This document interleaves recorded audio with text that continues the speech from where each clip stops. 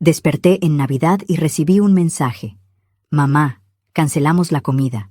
Hoy no nos da tiempo para ti. Vamos a comer con mi suegra. Eran las 6 de la mañana. Me quedé acostada mirando el techo. Sin tristeza, solo un vacío. A las 8 me levanté e hice mi maleta. A las 10, un taxi vino por mí. Y nadie imaginaba a dónde estaba a punto de irme. La pantalla del celular iluminó mi rostro en la oscuridad. Leí el mensaje una vez, luego otra y una tercera. Como si las palabras fueran a cambiar mágicamente si insistía lo suficiente. Pero no. Ahí estaban, frías y precisas como una sentencia. Mamá, cancelamos la comida. Hoy no nos da tiempo para ti. Vamos a comer con mi suegra. Me llamo Ofelia. Tengo 68 años. Y esa mañana de Navidad entendí algo que había estado negándome durante 3 años completos. Yo ya no importaba. Afuera, los vecinos comenzaban a encender sus luces navideñas. Escuchaba risas distantes, el tintineo de copas brindando, villancicos que se colaban por la ventana entreabierta de mi cuarto. Mi cuarto. Ese cuarto de servicio al fondo de la casa donde había dormido los últimos 1000 días de mi vida. La misma casa que construí con mi esposo hace 35 años. La casa donde crié a Tomás, mi único hijo. La casa que ahora era de todos, menos mía. No lloré. Eso es lo extraño. Esperaba sentir dolor, furia, decepción. Pero lo único que sentí fue claridad. Una claridad fría y luminosa como el amanecer que empezaba a filtrarse por las cortinas baratas que Valeria había colgado ahí cuando me mudó a este rincón. Si quieres saber cómo una mujer puede perder su lugar en su propia vida, suscríbete al canal. Porque lo que estás por escuchar no es solo mi historia. Es la historia de miles de madres invisibles. Me incorporé despacio. Mis rodillas crujieron con ese sonido familiar de huesos cansados. Miré alrededor. Una cama individual, un buró desportillado, mis pocas prendas colgadas en un closet sin puerta. Esto era todo lo que quedaba del reino que una vez gobernó una reina. Pero esa mañana, algo en mí se había roto. O tal vez, algo finalmente se había compuesto. Saqué la maleta vieja de debajo de la cama, esa misma con la que mi esposo y yo viajamos a Veracruz en nuestra luna de miel. Olía a naftalina y recuerdos. Comencé a doblar ropa con movimientos mecánicos, precisos. 3 pantalones, 5 blusas, ropa interior. Mi suéter tejido a mano, el que mi hermana Rosa me regaló hace 2 años. ¿Saben qué fue lo más revelador? Que todo lo que necesitaba cabía en una sola maleta. En algún momento entre las 7 y las 8 escuché movimiento en el pasillo. Pasos apresurados. Valeria preparando a los gemelos. Santiago gritando algo sobre los Reyes Magos. Renata llorando porque quería usar su vestido rojo. Sonidos de una familia despertando en Navidad. Una familia de la que yo ya no formaba parte. A las 8:30, la puerta principal se cerró. El auto arrancó. Se fueron. Y yo seguí empacando. Tomé la urna pequeña con las cenizas de mi esposo. «Nos vamos, amor», le susurré. «Ya es hora». Llamé al taxi. El chofer dijo que llegaría en 1:30. Perfecto. Tiempo suficiente para cerrar este capítulo sin aspavientos ni escenas dramáticas. Me senté en la orilla de la cama con mi abrigo café puesto, la maleta junto a mis pies, y por primera vez en años me permití recordar quién era yo antes de convertirme en la sombra de esta casa. Ofelia Montserrat Reyes, viuda de Salazar. Maestra de primaria por 32 años. Madre de un hijo que alguna vez me miró como si yo fuera su heroína. Esposa de un hombre que me hizo sentir valiosa hasta su último suspiro. ¿En qué momento esa mujer se había convertido en esto? ¿En la niñera no remunerada? ¿En la sirvienta de su propia casa? ¿En el estorbo que podía cancelarse con un mensaje de texto? El claxon del taxi sonó afuera exactamente a las 10. Me levanté. Tomé mi maleta. Cerré la puerta del cuarto de servicio por última vez. Dejé una carta sobre la mesa del comedor. Solo 3 líneas. Me fui. Necesito recordar quién soy sin ustedes. No me busquen. El taxista me ayudó con la maleta. ¿Al aeropuerto, señora?, preguntó. Sí, al aeropuerto. Mientras el taxi avanzaba por las calles decoradas con esferas y guirnaldas, miré por última vez la casa. Esa casa de 2 pisos con jardín frontal donde había plantado bugambilias que ahora trepaban hasta el techo. Las ventanas estaban cerradas, oscuras, como si la casa misma se hubiera rendido. ¿Visita familiar?, preguntó el taxista tratando de llenar el silencio. Sonreí apenas. Algo así. No sabía que esa sería la última vez que vería esa casa como residente. No sabía que lo que acababa de iniciar cambiaría todo para siempre, porque a veces la única forma de salvarte es desaparecer, y yo acababa de convertirme en un fantasma. ¿Cómo perdí mi lugar en mi propia familia? Si alguien me hubiera dicho hace 5 años que terminaría durmiendo en el cuarto de servicio de mi propia casa, me habría reído en su cara. Pero la verdad es que nadie te despoja de golpe. Te van quitando pedacitos tan pequeños que ni siquiera te das cuenta de que estás desapareciendo. Todo comenzó 3 años atrás, cuando Tomás llegó una tarde de abril con esa sonrisa nerviosa que conocía desde que era niño. La misma sonrisa de cuando rompió el jarrón de la sala a los 8 años o cuando reprobó matemáticas en la secundaria. «Mamá, hay alguien que quiero que conozcas». Valeria entró a mi sala como si entrara a una pasarela. Tacones altos, vestido entallado, ese perfume dulzón que inundó todo el espacio, cabello lacio y oscuro cayéndole perfectamente sobre los hombros. Sonrisa de revista. Me extendió la mano con uñas perfectamente arregladas y dijo: «Señora Ofelia, he escuchado tanto de usted».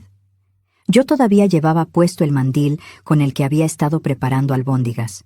Tenía harina en las manos. Me sentí pequeña frente a ella, aunque yo fuera quien estaba en su propia casa. Debí haber prestado atención a esa primera sensación. Para octubre de ese año, ya estaban casados. «Boda íntima», dijeron. «Mamá, es que Valeria quiere algo sencillo, sin tanto drama». Yo que había soñado con organizar la boda de mi único hijo, terminé como una invitada más, sentada en la tercera fila de un jardín alquilado, viendo cómo una coordinadora que no conocía dirigía todo. Pero lo peor no fue eso. Lo peor fue lo que vino después. «Mamá, necesitamos quedarnos contigo unos meses», me dijo Tomás 2 semanas después de la boda. «Solo mientras encontramos algo. Ya sabes cómo está el mercado inmobiliario». ¿Cómo iba a decirle que no? Era mi hijo, mi único hijo, y esta casa tenía 4 recámaras. Espacio sobraba. «Claro, mijo, el tiempo que necesiten».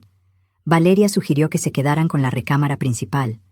«Es que tiene baño propio, Ofe, y bueno, somos pareja, necesitamos nuestro espacio».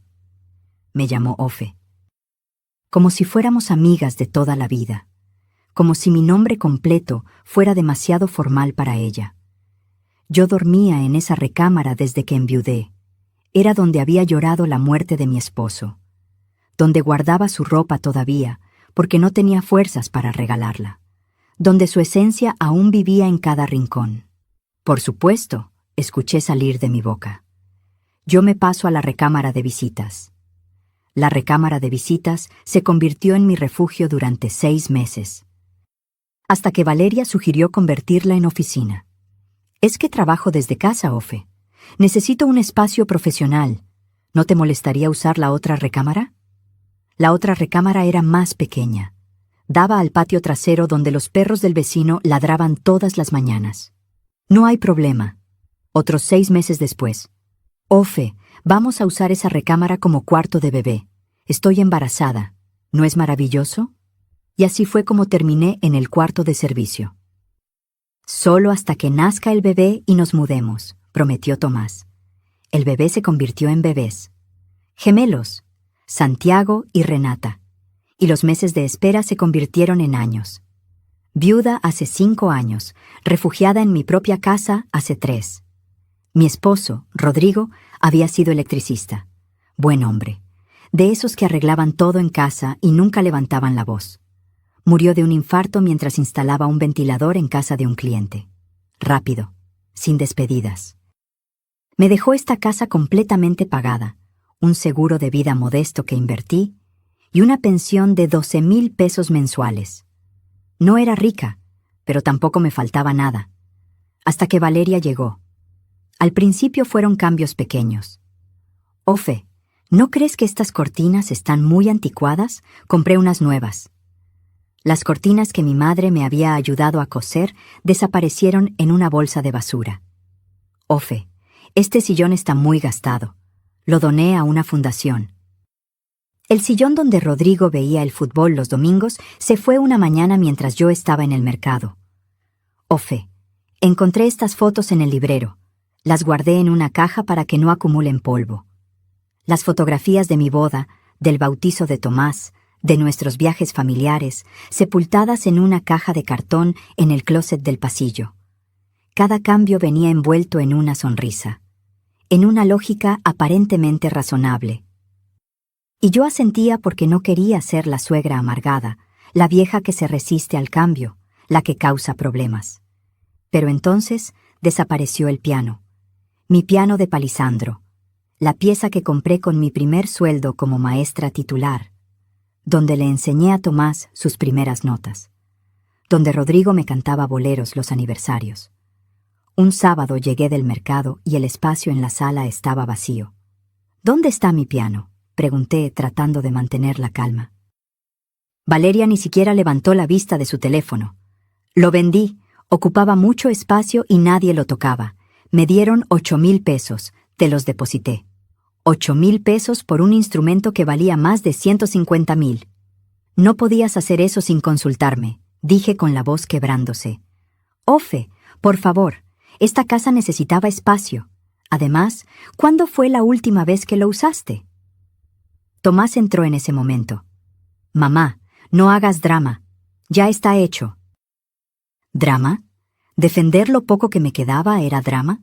Pero no dije nada más, porque había aprendido que cada vez que protestaba, Valeria lloraba, Tomás la defendía, y yo terminaba siendo la villana. Así fue como aprendí a tragarme las palabras. Así fue como desaparecí de mi propia vida. ¿Y lo más doloroso? Que ni siquiera me di cuenta hasta que ya era demasiado tarde, hasta aquella mañana de Navidad, cuando un mensaje me mostró mi verdadero lugar en esta familia. Ninguno. Cuando mi casa dejó de ser mía. Dicen que una casa tiene memoria, que las paredes absorben las risas, los llantos, las conversaciones de medianoche. Si eso es cierto, entonces mi casa debió haber llorado conmigo mientras veía cómo la despojaban de su alma. Después del piano vinieron las porcelanas. Mi madre me había heredado una colección completa de figurillas de Talavera poblana. Eran 20 piezas que ella misma coleccionó durante 40 años. Cada una con su historia, su origen, su significado. Estaban en una vitrina de madera en el comedor, protegidas detrás de un cristal que yo limpiaba cada domingo con cuidado casi reverencial. Una tarde regresé de mi cita médica mensual y la vitrina estaba vacía.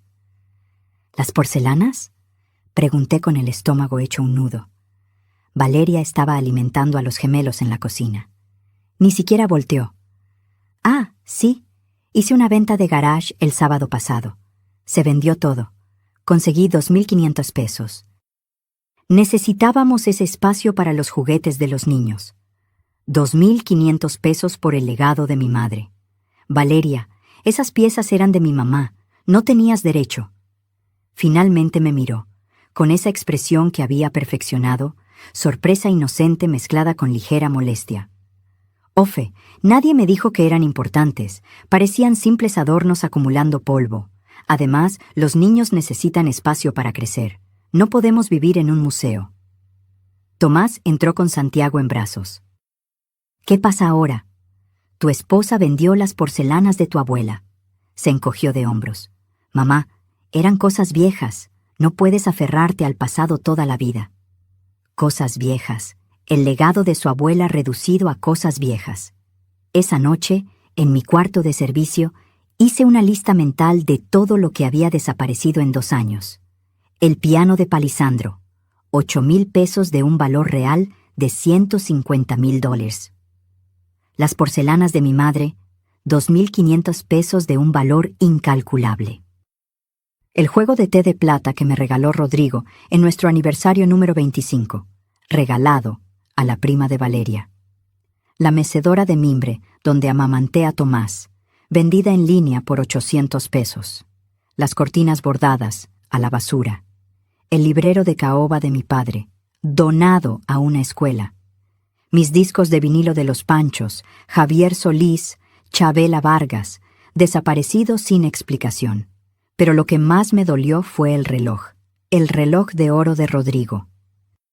Una pieza suiza que le regaló su padre cuando se graduó de la preparatoria. Mi esposo lo usó cada día de su vida hasta que murió. Yo lo guardaba en una pequeña caja de terciopelo dentro del cajón de mi buró, junto con su anillo de matrimonio. Una mañana busqué la caja y no estaba.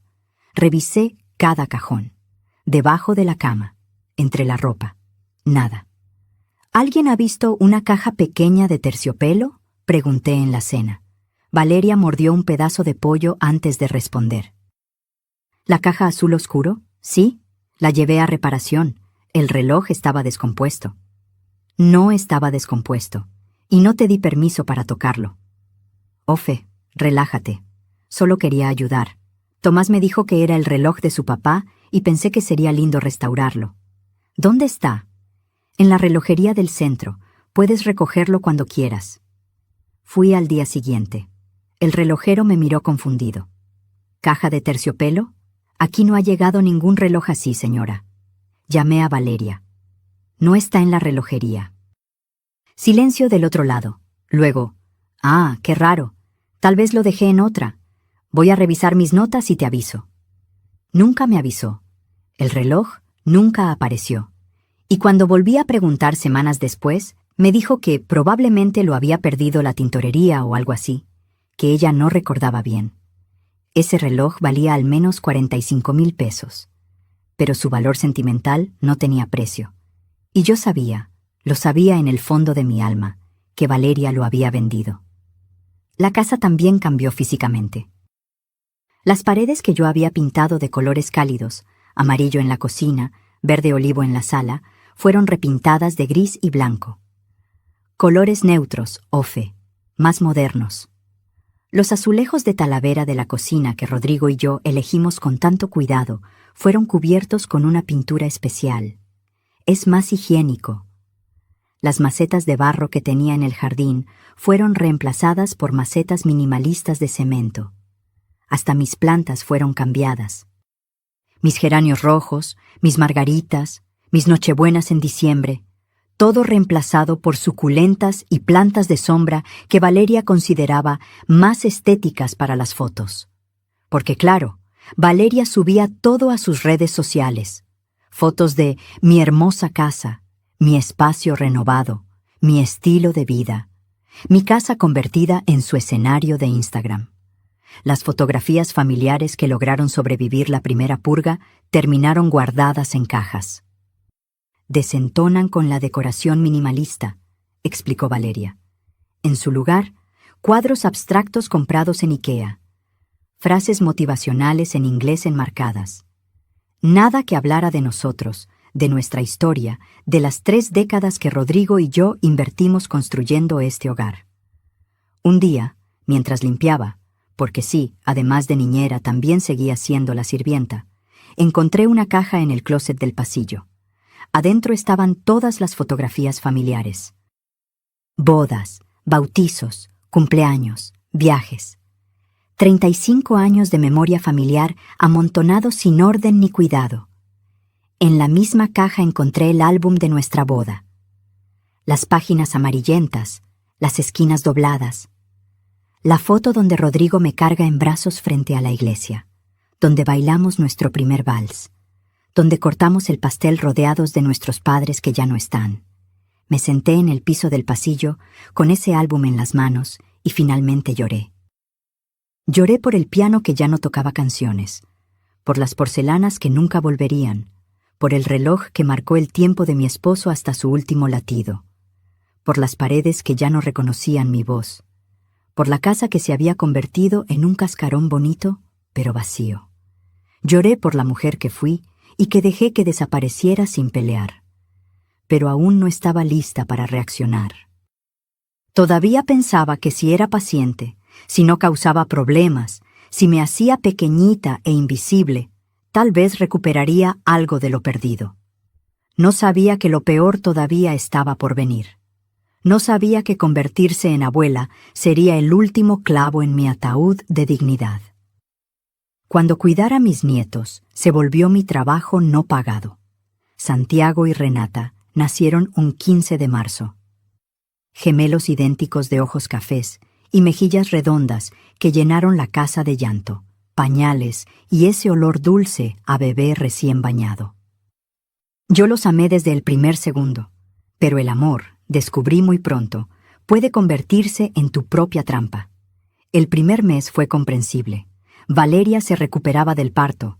Tomás trabajaba hasta tarde en la empresa de logística donde era supervisor. Yo ayudaba. Claro que ayudaba. ¿Qué abuela no lo haría? Me levantaba cuando lloraban a las 3 de la madrugada. Preparaba biberones. Cambiaba pañales. Mecía cunas. Descansa, Valeria. Yo me encargo. El segundo mes siguió igual. Ofe, eres un ángel. No sé qué haríamos sin ti. El tercer mes ya era rutina, y de alguna forma, sin que nadie lo dijera explícitamente, me había convertido en la niñera oficial. Para cuando los gemelos cumplieron 6 meses, mi vida tenía este horario. 5:45 a.m. Despertador. Preparo café y mi único momento de silencio del día. 6:30 a.m. Los gemelos despiertan. Cambio pañales, preparo biberones. 7:0 a.m. Valeria sale de la recámara principal, perfectamente arreglada, a trabajar en su oficina. Tomás ya se fue desde las 6:00. 8:0 a.m. Desayuno para los niños. Papillas, baberos manchados, piso que limpiar. 9:0 a.m. Intento bañarlos. Uno llora mientras baño al otro. 10:0 a.m. Los saco al jardín para que les dé el sol. Valeria está en videoconferencia, necesita silencio. 12:00 p.m. Comida, más papillas, más desastre. 1:0 p.m. Siesta de los niños. Aprovecho para lavar su ropa, preparar comida para todos. 3:00 p.m. Despiertan. Juegos, cambios de pañal, atención constante. 5:0 p.m. Preparo la cena familiar. 6:00 p.m. Tomás llega. Saluda a los niños 5 minutos. Se sienta a ver televisión. 7:00 p.m. Cena. Yo sirvo, yo limpio. 8:00 p.m. Baño nocturno de los gemelos. 9:00 p.m. Los duermo. Canciones, cuentos, palmaditas en la espalda. 10:00 p.m. Finalmente puedo irme a mi cuarto de servicio. 7 días a la semana. Sin descanso. Sin sueldo. Sin siquiera un gracias consistente. Es que tú no trabajas, mamá. Tienes tiempo, decía Tomás, cuando me atrevía a sugerir que tal vez necesitaba ayuda. ¿No trabajaba? Me levantaba antes que todos y me acostaba después que todos. Mis manos olían permanentemente a jabón de bebé y desinfectante. Mis rodillas crujían de tanto cargar niños. Mi espalda era un mapa de dolores. Pero no, yo no trabajaba. Valeria sí trabajaba. Desde su oficina con aire acondicionado, con su laptop y su café gourmet, haciendo... Honestamente, nunca supe bien qué. Algo relacionado con redes sociales para empresas. Lo que sí sé es que cuando los gemelos lloraban, ella cerraba la puerta. Ofe, ¿puedes ver qué necesitan? Estoy en una llamada importante. Siempre estaba en una llamada importante. Los fines de semana eran peores. Tomás y Valeria salían. Mamá, necesitamos tiempo de pareja, ¿tú entiendes? Y yo me quedaba con Santiago y Renata desde el sábado por la mañana hasta el domingo por la noche. Cuando los gemelos cumplieron 1 año, ya caminaban y la casa era un campo de batalla constante. Uno se subía al sillón mientras yo corría a evitar que el otro se metiera dedos al enchufe. Comían 3 veces al día y cada comida significaba limpiar paredes, piso, sus caras, sus manos, su ropa. Mi pensión de 12,000 pesos se iba en pañales, toallitas, medicamentos cuando se enfermaban. Porque sí, cuando necesitaban tempra a las 2 de la mañana, era yo quien bajaba a la farmacia de guardia.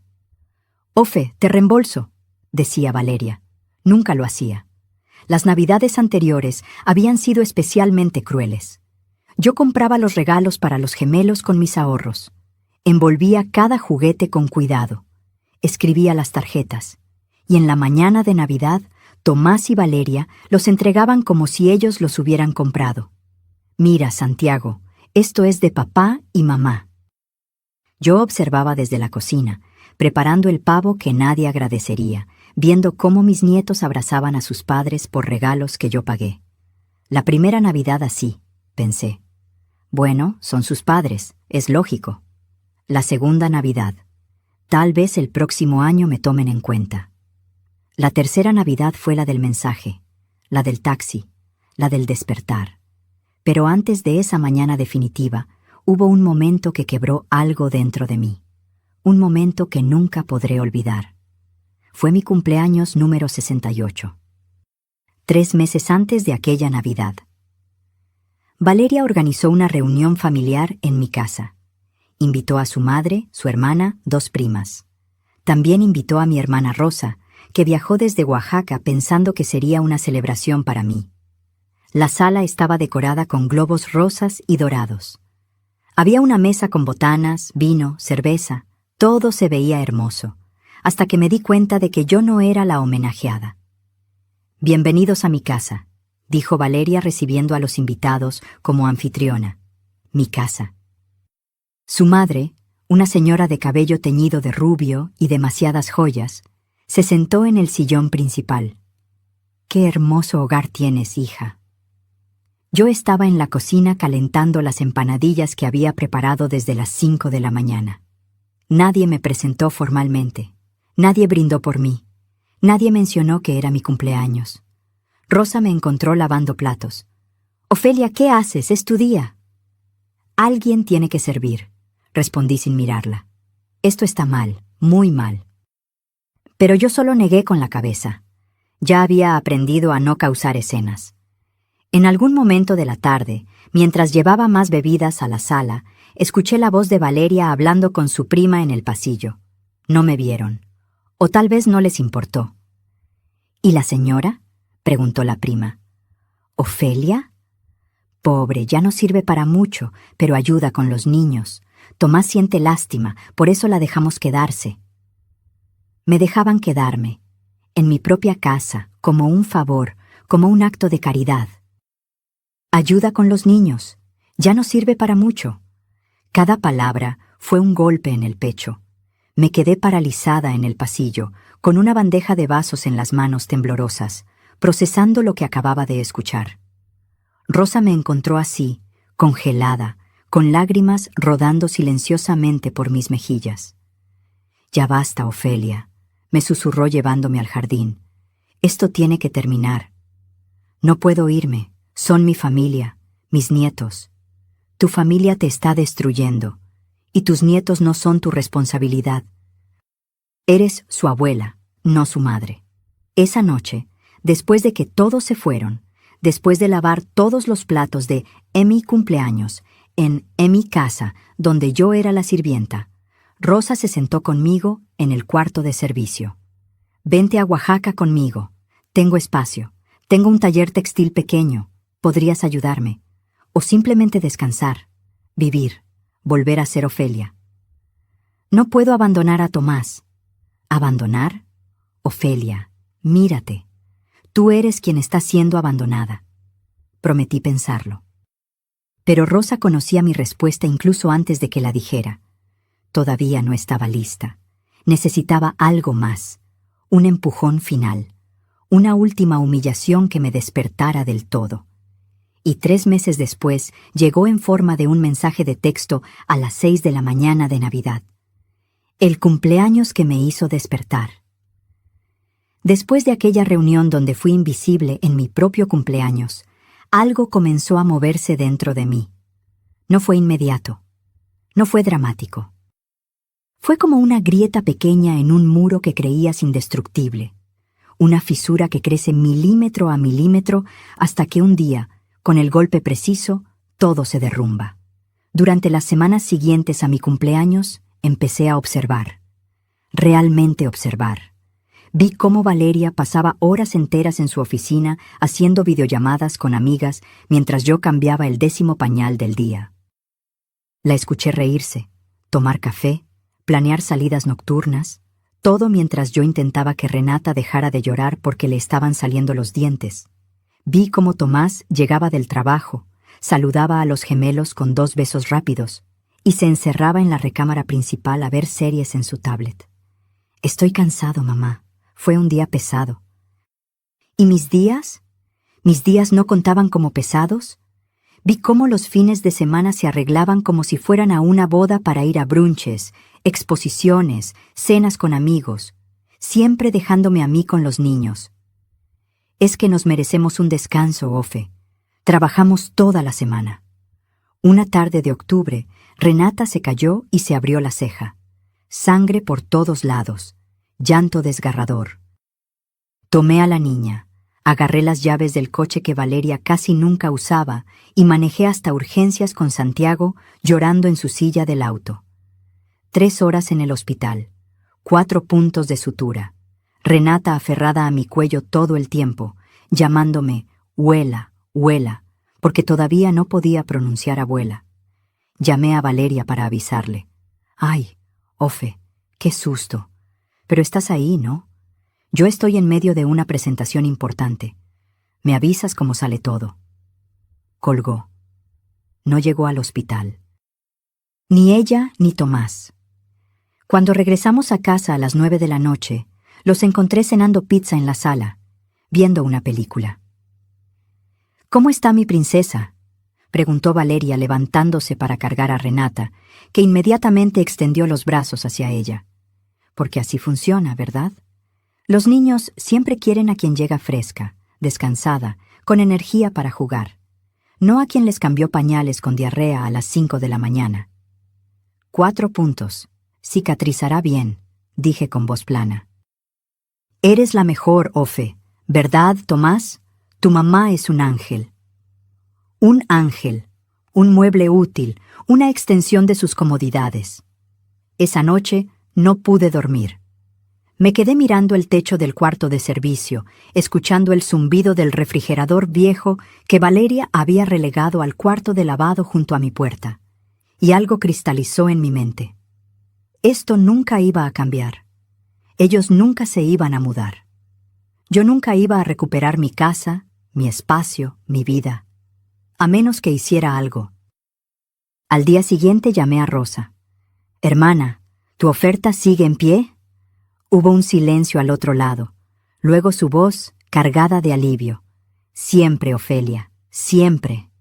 Necesito tiempo para planear. No quiero irme sin estar segura de todo. ¿Qué necesitas? Información, números, opciones. Rosa entendió inmediatamente. Ella no era solo mi hermana mayor. Era una mujer que se había divorciado a los 50, que había construido su propio negocio textil en Oaxaca, que había aprendido a ser fuerte cuando la vida la obligó. Me ayudó a contactar un abogado, un hombre serio de apellido Mendoza que trabajaba en asuntos de propiedad y herencias. Tuve que inventar excusas para ir a su oficina. Voy al doctor, le decía a Valeria. Cosas de mi edad. El licenciado Mendoza revisó los documentos de mi casa. Señora Ofelia, esta propiedad está completamente a su nombre. Su esposo y usted la terminaron de pagar hace 12 años. No hay hipoteca, no hay gravámenes, es legalmente suya al 100%. ¿Y si alguien más vive ahí sin mi permiso? Está en su derecho de pedirles que se vayan. Es su propiedad. ¿Y si quiero rentarla? También es su derecho. Puede hacer un contrato de arrendamiento a quien usted decida, por el monto que usted decida. Esas palabras fueron como oxígeno para alguien que había estado ahogándose durante 3 años. Era mi casa. Investigué precios de renta en mi colonia. Casas similares a la mía se rentaban entre 22,000 y 28,000 pesos mensuales. Mi casa, con 4 recámaras, 2 baños completos, jardín, cochecho para 2 autos, fácilmente podría rentarse en 25,000. Hice números en una libreta que guardaba bajo mi colchón.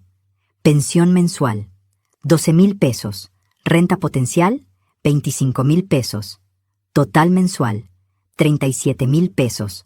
Ahorros actuales, 450,000 pesos, lo que quedaba del seguro de Rodrigo después de 3 años financiando pañales y gastos que no eran míos. Con ese dinero podía vivir. Podía respirar. Podía ser yo misma otra vez. Rosa me envió fotos de su casa en Oaxaca. Una construcción de 2 pisos en el centro histórico, cerca del mercado de Benito Juárez. El cuarto de arriba es tuyo si lo quieres. Tiene vista a la calle, entra el sol toda la mañana. Y en la planta baja está mi taller. Podrías ayudarme si quieres, o simplemente descansar, sin presiones. Por primera vez en años, imaginé una vida diferente. Despertarme sin el llanto de los gemelos, tomar café sin tener que calentar biberones, caminar por calles empedradas, tal vez tomar una clase de algo que me gustara. ¿Cerámica? Siempre me había interesado trabajar con arcilla. Durante noviembre, saqué documentos importantes de la casa poco a poco. Mi acta de nacimiento, las escrituras, los papeles del seguro, fotografías que aún valoraba. Los llevaba a casa de mi vecina, la señora Eustaquia, una mujer de 75 años que vivía sola y entendía más de lo que decía. ¿Problemas, Ofe? Me preguntó un día mientras guardaba una caja con mis cosas en su closet. Cambios, respondí. Ella asintió. A veces cambiar es lo único que nos salva. Abrí una cuenta bancaria nueva en un banco diferente al que usaba. Transferí mis ahorros poco a poco para que Tomás no notara movimientos extraños. Él tenía acceso a mi cuenta vieja por si necesitas algo, mamá. En realidad, era para que Valeria pudiera revisar cuánto dinero me quedaba. Compré un boleto de avión a Oaxaca para el 25 de diciembre. Salida a las 2:30 p.m. Llegada a las 4:00 p.m. Escribí una carta. La reescribí 10 veces. Finalmente dejé solo 3 líneas. Más hubiera sido darles explicaciones que no merecían. Y esperé. Diciembre llegó con su frío característico de la ciudad. Las calles se llenaron de luces navideñas, vendedores de ponche y tamales, villancicos en cada esquina. Valeria decoró la casa con un árbol minimalista de ramas blancas y esferas plateadas. Nada de las esferas de colores que yo había coleccionado durante décadas. Esas también habían desaparecido. «Este año vamos a hacer Navidad en grande», anunció Valeria a mediados de mes. «Voy a invitar a mi familia». Por supuesto, su familia. Ayudé a cocinar, ayudé a limpiar, ayudé a envolver regalos que ellos comprarían y pondrían bajo el árbol como si fueran de ellos. El 23 de diciembre, Valeria mencionó casualmente: «Ofe, mi mamá quiere que pasemos la Navidad en su casa. Dice que preparó una cena especial». Sentí el piso moverse bajo mis pies. ¿Y yo? Bueno, tú puedes venir si quieres. Aunque la verdad, mi mamá hizo reservación en un restaurante y es un poco caro el cubierto. Pero si quieres cooperar, claro que eres bienvenida. Cooperar. Para ir a una cena de Navidad. Con la familia de mi nuera. Como una invitada que debe pagar su lugar. Déjame pensarlo, dije. Esa noche, Tomás entró a la cocina mientras yo lavaba trastes. Mamá, no te pongas difícil con lo de la cena. Valeria solo quiere pasar tiempo con su familia también. ¿Tú entiendes? Yo entiendes. Esas 2 palabras que había escuchado cientos de veces para justificar cada abuso, cada despojo, cada humillación. Claro, mijo, yo entiendo. Y en ese momento, mirando las manos arrugadas sumergidas en agua jabonosa, manos que habían trabajado sin descanso durante 68 años, lo supe. Estaba lista. La mañana del 24, Valeria preparaba a los gemelos para ir a comprar últimas cosas. «Ofe, ¿nos puedes acompañar? Necesito que cargues a Renata mientras yo busco un regalo que me faltó». «No puedo». «Tengo que ir al banco». «¿Al banco? ¿En Nochebuena? Cierran temprano. Es urgente. Fui al banco. Saqué 50,000 pesos en efectivo. El resto quedaría seguro en mi cuenta nueva.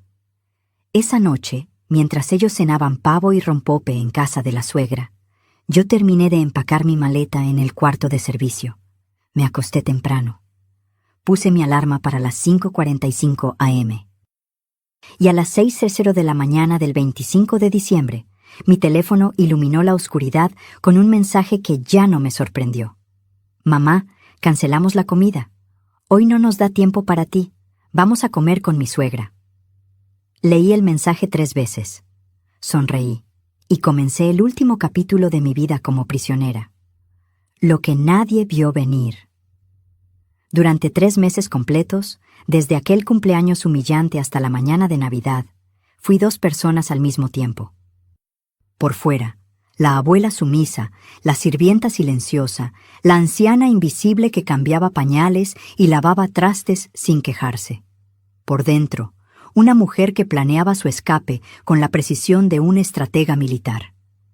Cada documento que rescaté fue una pequeña victoria. Las escrituras de la casa las saqué un martes por la tarde mientras Valeria estaba en el salón de belleza. Estaban guardadas en un archivero en la oficina que antes era mi cuarto de visitas. Abrí el cajón con manos temblorosas. Encontré el folder café con el escudo notarial y lo metí en mi bolsa de mandado entre paquetes de lentejas y latas de frijoles. Nadie revisa la bolsa del mandado de una anciana. El acta de nacimiento, mi cartilla de vacunación, los papeles del seguro de vida de Rodrigo, las fotografías que más amaba, mi libreta de direcciones con números de familiares que no veía hace años. Todo salió poco a poco, pieza por pieza, como si estuviera desmantelando mi propia vida antes de que ellos terminaran de hacerlo. La señora Eustaquia, mi vecina, nunca me hizo preguntas directas. Simplemente me abría la puerta, preparaba té de manzanilla y guardaba mis cajas en su ropero sin decir palabra. Pero un día, mientras tomábamos ese té en su cocina llena de plantas y luz, me tomó la mano con sus dedos llenos de arrugas y manchas de edad. Cuando mi esposo murió, dijo con voz suave, mis hijos quisieron venderme la idea de irme a vivir con ellos. Decían que era por mi bien, que una mujer sola no puede cuidarse. Pero yo sabía la verdad. Querían mi casa, mi pensión, mi tiempo. Así que hice lo que tú estás haciendo. Me quedé aquí, en mi territorio, y les puse límites. No es egoísmo, Ofelia, es supervivencia.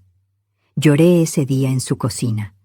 Lloré por todo lo que había perdido y por todo lo que estaba a punto de recuperar. El licenciado Mendoza me explicó cada detalle legal con paciencia. Señora Ofelia, entienda esto muy bien. Su hijo y su nuera son residentes sin contrato. Legalmente hablando, usted puede desalojarlos en cualquier momento. Pero si quiere evitar conflictos familiares mayores, le sugiero otra ruta. ¿Cuál? Conviértalos en inquilinos. Presente un contrato de arrendamiento formal. Si aceptan y pagan, perfecto. Si no aceptan, usted puede recuperar su propiedad mediante un proceso legal. Y si decide irse a vivir a otro lugar, ese ingreso por renta será suyo, estable, cada mes. La idea era brillante. No los corría como una villana. Les daba opciones que, por supuesto, los obligarían a enfrentar la realidad. Nada en esta vida es gratis, ni siquiera la generosidad de tu madre. Investigué precios hasta el cansancio. Entré a páginas de internet en la biblioteca pública, fingiendo que buscaba recetas de cocina. Anoté cada dato en mi libreta secreta. Casas similares a la mía en la colonia, sus precios, sus características. Una casa de 3 recámaras en mi calle, 20,000 pesos mensuales. Una de 4 recámaras a 2 cuadras, $26,000. Una con jardín como la mía, $24,500.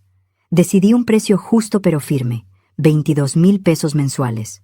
No era el más alto del mercado, pero tampoco era regalado. Era lo que cualquier inquilino pagaría por una propiedad así. Y si mi propio hijo no quería pagar, entonces alguien más lo haría. Rosa y yo hablábamos cada tercer día, llamadas cortas desde teléfonos públicos o desde la casa de Eustaquia. «Todo está listo aquí», me decía mi hermana. «Tu cuarto tiene sábanas nuevas. Compré una mecedora para que te sientes a leer junto a la ventana. Y en el taller tengo un espacio por si quieres aprender a teñir textiles. Pero sin presión, Ofelia. Aquí vienes a vivir, no a trabajar». Vivir. ¿Cuánto tiempo había pasado desde que realmente viví? Abrí la cuenta bancaria nueva un viernes por la tarde. El ejecutivo me preguntó si quería agregar beneficiarios. «No», respondí con firmeza. «Esta cuenta es solo mía». Transferí 400,000 pesos de mis ahorros. Dejé solo 50,000 dólares en la cuenta vieja, la que Tomás monitoreaba. Lo suficiente para que no sospechara nada raro, pero no tanto como para que pudiera robármelo si las cosas se ponían feas. Porque había aprendido algo importante durante esos 3 años de humillación. Cuando alguien te ha quitado todo sin remordimiento, no hay límite a lo que podrían hacer si se sienten amenazados. Compré el boleto de avión en efectivo. La señorita del mostrador me miró extrañada cuando saqué los billetes de mi monedero viejo. «¿Regalo de Navidad?», preguntó tratando de ser amable. «Algo así», sonreí. Vuelo AM 432. Salida 2:30 p.m. del 25 de diciembre. Destino, Oaxaca de Juárez. Asiento 18F, junto a la ventana. Una sola maleta documentada. Las últimas 2 semanas de diciembre fueron las más largas de mi vida. Cada día sentía que alguien descubriría mi plan, que Tomás encontraría los papeles faltantes, que Valeria revisaría mi cuarto y vería la maleta a medio empacar escondida bajo la cama, que los gemelos dirían algo inocente pero revelador. Pero nadie notó nada, porque para notarme primero tendrían que verme. Y yo había sido invisible durante tanto tiempo que mi presencia ya no registraba en sus radares. El 23 de diciembre empaqué lo esencial. Ropa para clima cálido. Oaxaca es mucho más cálido que la Ciudad de México. Mis medicamentos para la presión. El cepillo de dientes. La crema para las manos que Rodrigo me regaló en nuestro último aniversario y que había guardado sin usar, esperando una ocasión especial. Esta era la ocasión especial. Guardé la urna con las cenizas de Rodrigo en mi bolso de mano. Pesaba más de lo que recordaba. «Nos vamos juntos, amor», le susurré envolviendo la urna en un suéter suave. Como debió ser siempre. La carta la escribí la noche del 24, después de que ellos se fueran a cenar con la familia de Valeria. Me senté en la cama del cuarto de servicio, con una lámpara vieja que parpadeaba, y escribí con mi letra temblorosa pero clara. Me fui. Necesito recordar quién soy sin ustedes. No me busquen. 3 líneas, nada más.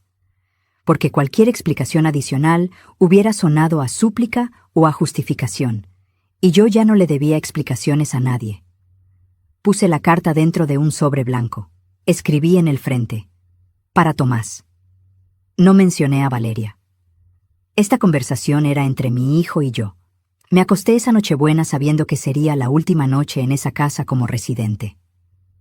Cerré los ojos y en lugar de sentir tristeza, sentí algo que no había experimentado en años. Sentí esperanza.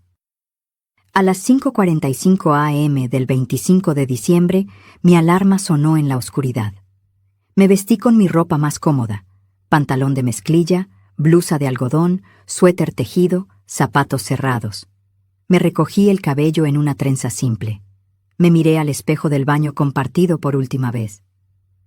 La mujer que me devolvió la mirada tenía ojeras profundas, arrugas que no estaban ahí hace 3 años, cabello completamente blanco.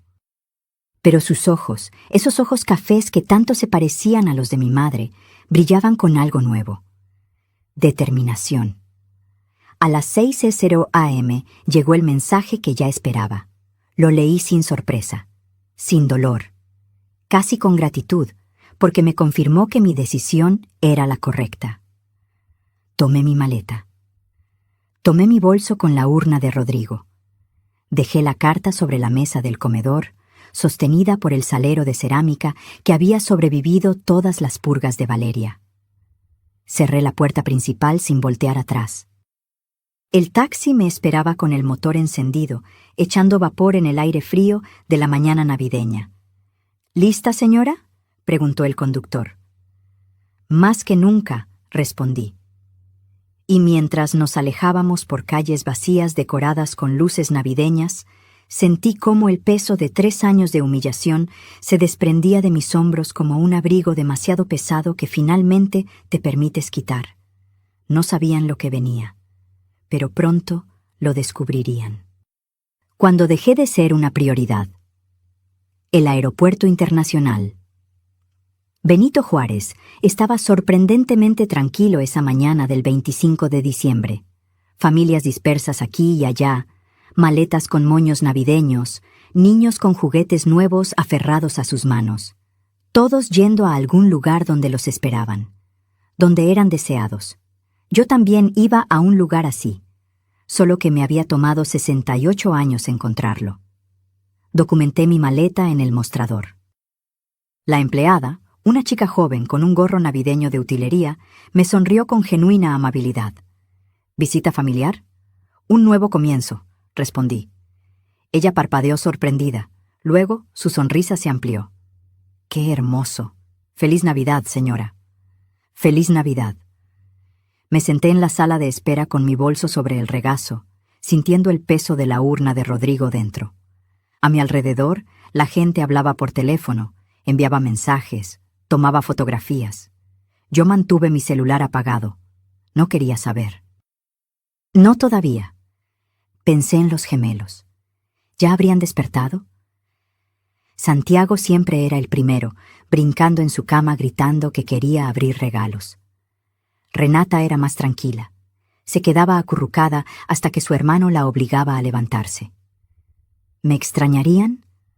Probablemente. Los niños siempre extrañan lo familiar, lo constante. Y yo había sido su constante durante 2 años. No su madre, que estaba demasiado ocupada siendo influencer de redes sociales. No su padre, que trabajaba hasta tarde y llegaba exhausto. Yo, la abuela que les cantaba, que les preparaba avena con miel, que les contaba cuentos inventados sobre ratones valientes y lunas que bajaban a jugar. Sentí un nudo en la garganta. Esta era la parte más difícil, dejarlos a ellos, que eran inocentes en todo esto. Pero entonces recordé las palabras de Rosa. No puedes prenderte fuego para mantener a otros calientes. Los gemelos tenían padres. 2 padres jóvenes, sanos, capaces. Era hora de que aprendieran a hacerlo. El vuelo se anunció. Me levanté con mi bolso, mostrando mi pase de abordar con manos que ya no temblaban. Entré al avión. Encontré mi asiento junto a la ventana. Coloqué el bolso con las cenizas de Rodrigo bajo el asiento de enfrente, tal como indicaban las instrucciones de seguridad. Una señora mayor se sentó a mi lado. Tenía que ser de unos 70 y tantos años, con cabello completamente blanco recogido en un moño elegante. Llevaba un libro en las manos. Mujeres que corren con los lobos. «Buen libro», le dije señalándolo. «El mejor», respondió con una sonrisa. «Lo he leído 4 veces, cada vez que necesito recordar mi fuerza». Despegamos. La Ciudad de México se hizo pequeña bajo nosotras. Un mosaico de edificios y avenidas que pronto desaparecieron entre las nubes. Me recliné en mi asiento y cerré los ojos, permitiéndome finalmente procesar lo que acababa de hacer. Había dejado a mi hijo. Había abandonado mi casa. Había huido en Navidad. Y lo más sorprendente de todo, no me sentía culpable. Me sentía libre. El vuelo duró poco menos de 1 hora. Tiempo suficiente para que mi mente repasara cada momento de los últimos 3 años. Cada humillación. Cada vez que tragué palabras que debí gritar. Cada vez que me hice pequeña para que ellos pudieran ser grandes. Pero también recordé los momentos buenos, los pocos que hubo. La primera vez que Santiago me dijo, «Te amo, abuela». Cuando Renata se durmió en mis brazos, después de una pesadilla. Las mañanas tempranas cuando los 2 corrían a mi cuarto de servicio y se metían bajo mis cobijas, llenando ese espacio frío con su calor y sus risas. No era una mala persona por irme. Era una persona que finalmente había aprendido que amarse a uno mismo no es egoísmo, es supervivencia. El avión aterrizó en Oaxaca a las 4:00 p.m. exactas. El cielo era de un azul brillante, el sol cálido incluso en diciembre. Tan diferente al frío gris de la Ciudad de México. Rosa me esperaba en la zona de llegadas. La vi antes de que ella me viera a mí.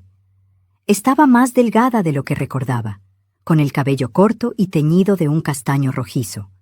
Vestía un huipil bordado y pantalones de mezclilla. Se veía feliz, plena, como alguien que había encontrado su lugar en el mundo. Cuando nuestros ojos se encontraron, corrió hacia mí con los brazos abiertos. «Ofelia», susurró contra mi cabello mientras me abrazaba. «Lo lograste, realmente lo lograste». Y ahí, en medio del aeropuerto de Oaxaca, rodeada del olor a tlayudas de los puestos de comida y el sonido del zapoteco mezclándose con español, me permití llorar. No de tristeza, de alivio. «Me vine con todo y Rodrigo», dije señalando mi bolso. Rosa se rió entre lágrimas. «Él también merece un nuevo comienzo». El taxi nos llevó por calles coloniales de colores vibrantes. Casas amarillas, rosas, verdes, azules. Iglesias antiguas con fachadas barrocas. Gente caminando sin prisa, saludándose, deteniéndose a conversar en las esquinas. Todo era más lento aquí, más humano. La casa de Rosa estaba en una calle empedrada cerca del centro. Una construcción de 2 pisos con balcones de hierro forjado y macetas llenas de geranios rojos. Me llevó directo al segundo piso. «Este es tu cuarto». Era pequeño pero luminoso. Una cama individual con colcha tejida a mano en tonos naranjas y azules. Una mecedora de madera junto a la ventana que daba a la calle. Un buró con una lámpara, un ropero antiguo pero sólido, y en la pared un cuadro de la Virgen de Guadalupe. «Es perfecto», susurré. «Descansa hoy. Mañana te muestro el resto, el taller, el mercado, todo». Pero antes de que Rosa saliera, tomé su mano. «Gracias, por no juzgarme, por no decirme que debería volver. Ofelia, he vivido suficiente para saber que hay momentos en que la única forma de salvarte es alejarte. Hiciste lo correcto». Esa noche, mientras la ciudad de Oaxaca celebraba Navidad con música de banda filtrándose por mi ventana, me senté en la mecedora con la urna de Rodrigo en mi regazo. «Lo hicimos, amor», le dije. «Nos salvamos». Encendí mi teléfono por primera vez desde la mañana. 37 llamadas perdidas de Tomás. 22 mensajes. 4 de Valeria. Los leí todos sin abrir ninguno. Podía ver las vistas previas. «Mamá, ¿dónde estás? ¿Pasó algo? Estamos preocupados. Ya no es gracioso, contesta. ¿Por qué te fuiste? Necesitamos hablar». Ninguno decía, «Lo siento». Ninguno decía, «Te extraño». Ninguno preguntaba cómo estaba yo.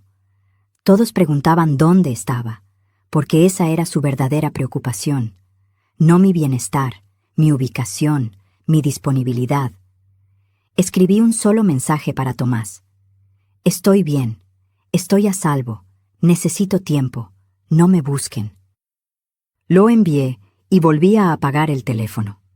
Me acosté en esa cama nueva, en esa habitación que olía a limpio y a madera vieja, en esa ciudad que no conocía pero que ya se sentía más como hogar que el cuarto de servicio donde había dormido 3 años.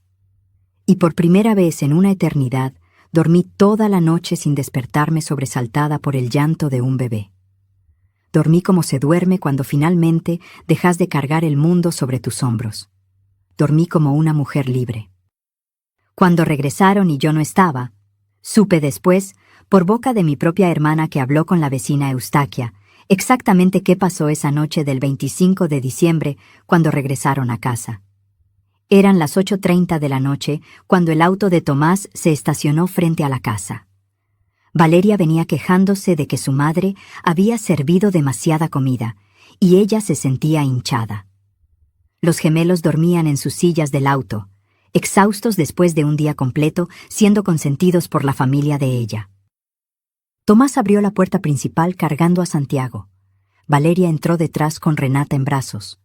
La casa estaba completamente oscura, silenciosa, fría. «¿Mamá?», llamó Tomás encendiendo las luces de la sala. Nada.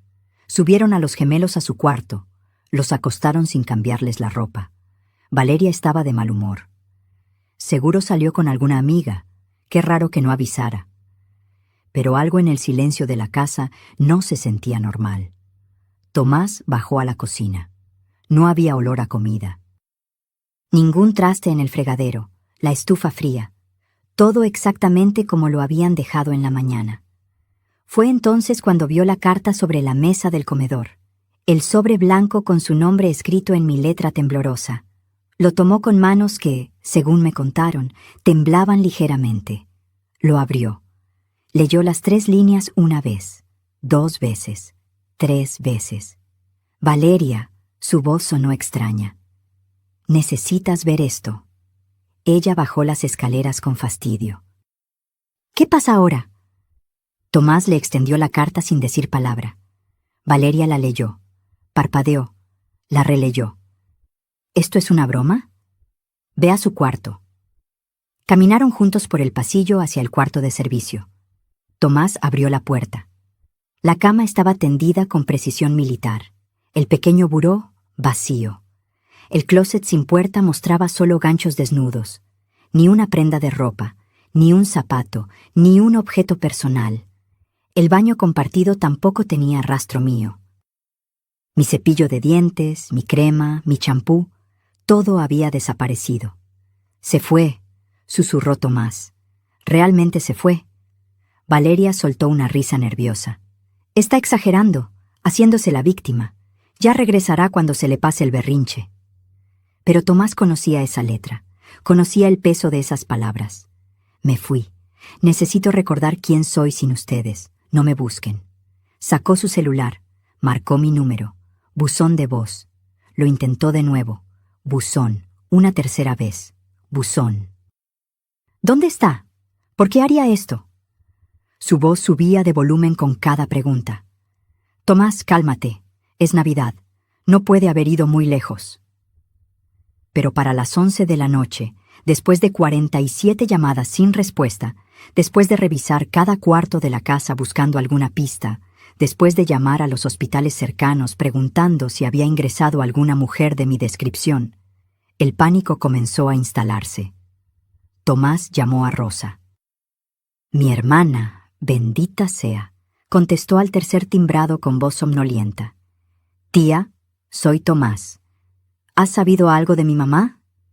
«¿Por qué me llamas a esta hora, Tomás?». «Mi mamá desapareció. Dejó una carta. Dice que se fue. ¿Está contigo?». Hubo un silencio calculado del otro lado. Rosa sabía actuar. «¿Que se fue? ¿A dónde?». «Eso te estoy preguntando». «No. No he sabido nada de ella desde hace semanas». «¿Revisaron los hospitales?». «Sí. No está en ninguno». «Dios mío, Tomás». «¿Qué le hicieron?». Esa pregunta cayó como piedra en agua quieta. «¿Qué le hicimos?». «Nada. Solo le dijimos que hoy comeríamos con la familia de Valeria». «¿En Navidad?». «Sí. La dejaron sola en Navidad. Ella podía venir si quería». Rosa dejó escapar un suspiro que sonó a decepción profunda. «Búsquenla, Tomás, y cuando la encuentren, más les vale pedirle perdón de rodillas». Colgó. Tomás se dejó caer en el sillón de la sala, ese sillón gris minimalista que Valeria había comprado para reemplazar el que mi esposo amaba. Tenía la cabeza entre las manos. «Esto es tu culpa», le dijo a Valeria. «¿Mi culpa? ¿Por qué es mi culpa?». «Porque la has tratado como sirvienta desde que llegamos aquí». «Yo no la obligué a hacer nada. Ella ofrecía ayuda todo el tiempo». «Porque no tenía opción, porque tomamos su casa, su espacio, su vida». «Esta es tu madre, Tomás, no mía. Si alguien debió ponerle atención, eras tú. Pelearon hasta las 3 de la mañana, Valeria llorando, diciendo que era injusto que la culparan. Tomás sintiéndose miserable, pero sin saber exactamente qué había hecho mal. Ambos ignorando la verdad más obvia, que durante 3 años completos me habían convertido en un fantasma en mi propia casa. El 26 de diciembre, Tomás fue a la policía. Quiero reportar a una persona desaparecida. El oficial, un hombre de mediana edad con bigote espeso, tomó nota. ¿Cuánto tiempo tiene desaparecida? Desde ayer. ¿Ayer? Señor, tiene que pasar al menos 72 horas para... Es mi madre. Tiene 68 años. Dejó una nota. No contesta el teléfono. El oficial revisó la carta. Dice claramente que se fue por decisión propia. No es desaparición, señor. Es una persona adulta ejerciendo su derecho a irse. ¿Entonces no pueden ayudarme? Si después de unos días no aparece y hay razón para creer que está en peligro, regrese. Pero por ahora, esto parece un asunto familiar. Tomás salió de la delegación sintiéndose impotente. Llamó a la tía Eustaquia, quien fingió sorpresa perfectamente. ¿Ofelia se fue? Ay, no puedo creerlo. Aunque últimamente la veía muy callada, muy triste. ¿Triste? ¿Por qué estaría triste? Eustaquia lo miró con algo parecido a la lástima. Hijo, cuando una mujer pierde su lugar en su propia casa, ¿cómo crees que se siente? El 27 de diciembre por la tarde, finalmente encendí mi teléfono. Rosa estaba a mi lado en su sala, tomando té de hierbabuena. ¿Lista? Asentí. Escribí el mensaje que había ensayado mentalmente. Estoy bien, estoy a salvo, necesito tiempo, no me busquen. Lo envié a Tomás y volví a apagar el teléfono antes de ver su respuesta. Pero Rosa no había apagado el suyo. A los 3 minutos sonó. ¿Tía? ¿Hablaste con ella? Acaba de escribirme también. ¿Dónde está? No lo sé, Tomás, solo dice que está bien. Necesito hablar con ella. Los gemelos la extrañan. Renata llora por las noches pidiendo a su abuela. Rosa me miró. Negué con la cabeza. Ella entendió. Tomás, dale tiempo. Creo que tu madre necesita espacio para pensar. ¿Pensar en qué? ¿Qué hicimos tan terrible? Rosa suspiró. Esa es exactamente la pregunta que deberías estar haciéndote. Pero en lugar de preguntármelo a mí, deberías revisar los últimos 3 años de tu vida y encontrar la respuesta tú mismo. Colgó. Me tomó la mano. Estás temblando. Es más difícil de lo que pensé. Lo sé, pero lo peor ya pasó. Te fuiste. Diste el paso más difícil. Ahora viene la parte donde construyes tu nueva vida. Esa noche, en mi cuarto luminoso con olor a copal que Rosa había quemado para limpiar energías, me pregunté si había hecho lo correcto. Los gemelos me extrañaban. Renata lloraba por mí. Pero entonces recordé. Lloraría unos días, tal vez semanas. Luego se adaptaría. Los niños siempre se adaptan. Y tal vez, solo tal vez, Valeria y Tomás aprenderían a ser los padres que sus hijos necesitaban. Porque yo ya había criado a mi hijo. No era mi trabajo criar a los suyos. Cuando volví a ser yo, los primeros días en Oaxaca fueron como aprender a caminar de nuevo. Después de 3 años de vivir según el horario de otros, de despertar con alarmas invisibles programadas por necesidades ajenas, tener tiempo propio me resultaba casi desconcertante. La primera mañana completa en casa de Rosa me desperté sobresaltada a las 5:45 a.m. Mi cuerpo entero en alerta, esperando el llanto de los gemelos.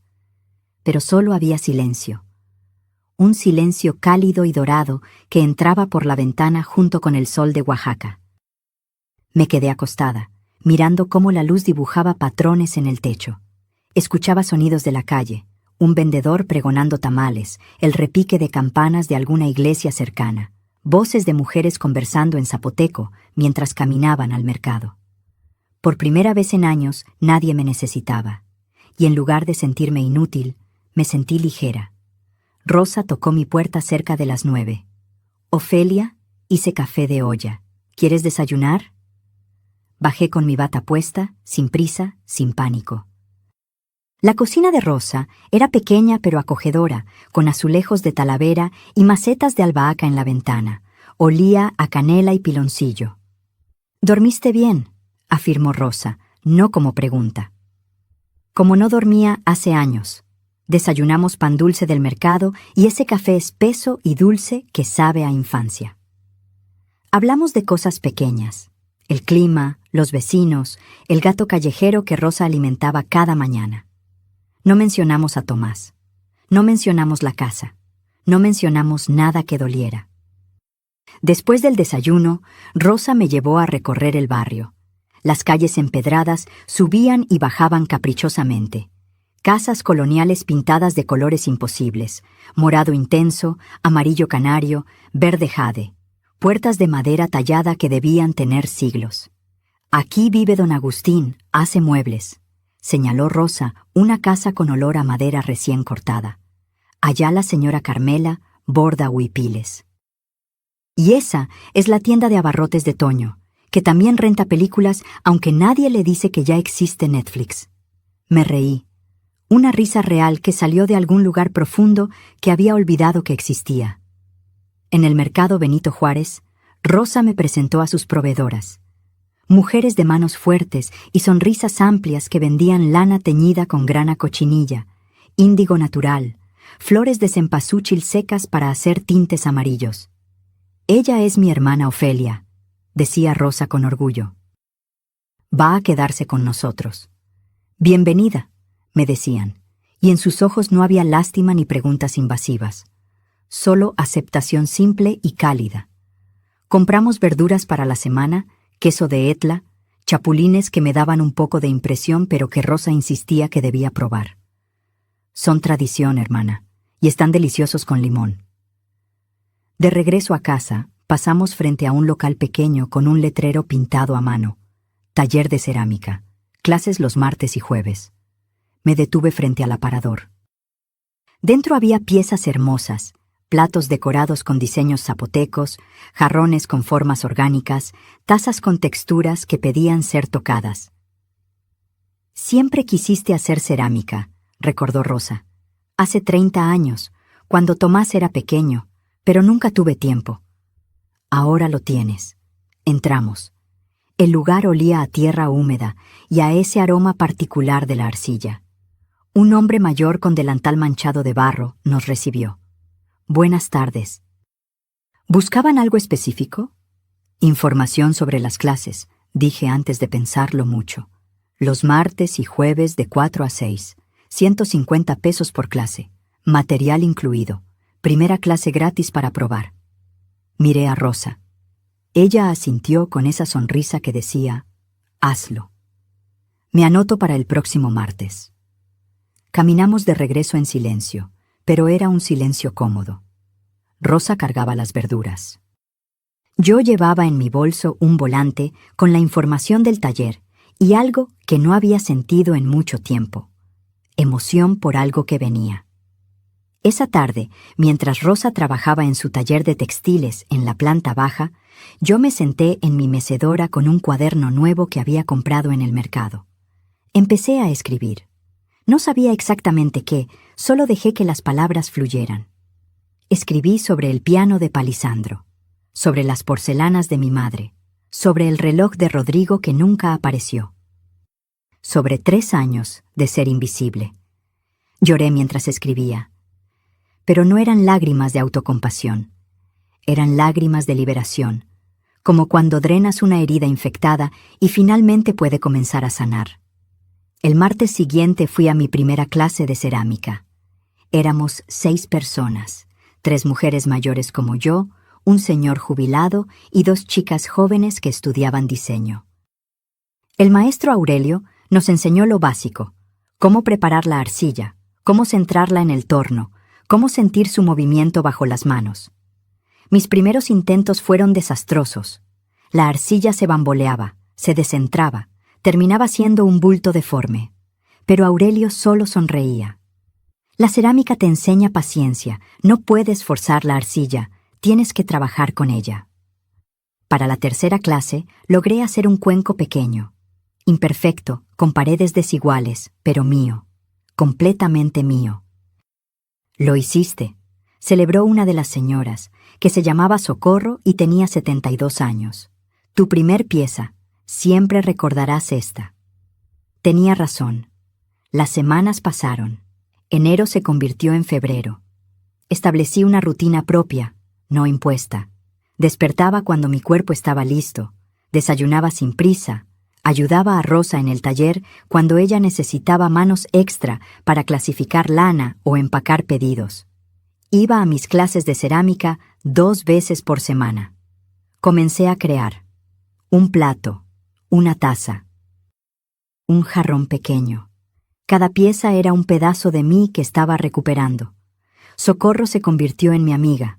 Ella también era viuda. También había pasado por hijos complicados. Mis hijas querían que vendiera mi casa y me fuera a vivir con ellas. Me contó un día mientras trabajábamos juntas en nuestras piezas. Les dije que primero muerta. Ahora vivo sola. Las veo cuando quiero y soy feliz. Ellas se enojaron al principio, pero se les pasó. ¿No te sientes culpable? ¿Culpable de qué? ¿De cuidarme? ¿De elegirme? Ofelia, pasé 50 años cuidando a otros. Me gané el derecho de cuidarme a mí misma. Sus palabras eran como bálsamo en heridas que apenas comenzaban a cerrar. En marzo, el maestro Aurelio organizó una pequeña exposición en una galería del centro. Todos van a mostrar su mejor pieza. Es solo para familiares y amigos, nada formal. Pero es importante celebrar nuestro trabajo. Elegí un juego de 3 cuencos que había hecho, cada uno ligeramente más pequeño que el anterior, decorados con líneas simples pero elegantes en color azul cobalto. Los llamé Renacimiento. Rosa invitó a sus amigas del mercado. Socorro llevó a su sobrina. El señor jubilado trajo a su nuevo novio. Las chicas de diseño invitaron a medio salón de su universidad. La galería era pequeña, con paredes blancas y piso de barro. Mis 3 cuencos estaban en una repisa iluminada con un letrero. Ofelia Reyes, Renacimiento. Una mujer se detuvo frente a ellos, observándolos con atención. Son hermosos. Tienen algo... Hay esperanza en estas piezas. Gracias, logré decir con la voz quebrada. Vendí los 3 cuencos esa noche por 800 pesos. No era mucho dinero, pero cuando esa mujer me pagó en efectivo y me agradeció por crear algo tan especial, sentí algo que no había sentido en años. Sentí que valía. Esa noche, de regreso en casa, Rosa abrió una botella de mezcal artesanal. Por ti, hermana. Por tu renacimiento. Brindamos bajo las estrellas en su pequeña terraza, y mientras el mezcal calentaba mi garganta y la ciudad antigua respiraba a nuestro alrededor, supe con certeza absoluta que había tomado la decisión correcta. No había huido de mi vida, había corrido hacia ella. Lo que pasa cuando la que sostiene todo se va. Mientras yo florecía en Oaxaca, en la Ciudad de México, todo se estaba desmoronando. Me enteré de los detalles más tarde, por conversaciones que Rosa tuvo con Tomás, por lo que la vecina Eustaquia observaba desde su ventana, por los mensajes desesperados que mi hijo dejaba en el buzón de voz de un teléfono que yo encendía solo una vez por semana. La primera semana sin mí fue caos puro. Tomás intentó contratar una niñera. Publicó anuncios en grupos de Facebook, preguntó en su trabajo, llamó a agencias. La primera candidata llegó un lunes por la mañana. Era una muchacha joven de unos 25 años con referencias impecables. Duró exactamente 3 días. Los niños son muy demandantes, le dijo a Tomás cuando renunció. Y su esposa, ella está todo el día en casa pero espera que yo haga todo. Eso no fue lo que acordamos. La segunda niñera era una señora de 50 y tantos años con experiencia de 20 años. Duró una semana. Su esposa me habla como si fuera su empleada personal, le explicó.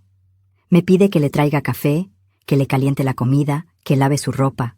Yo vine a cuidar niños, no a servir a una adulta. La tercera ni siquiera terminó el primer día. Salió a media mañana con los gemelos llorando y Valeria gritándole que era una incompetente.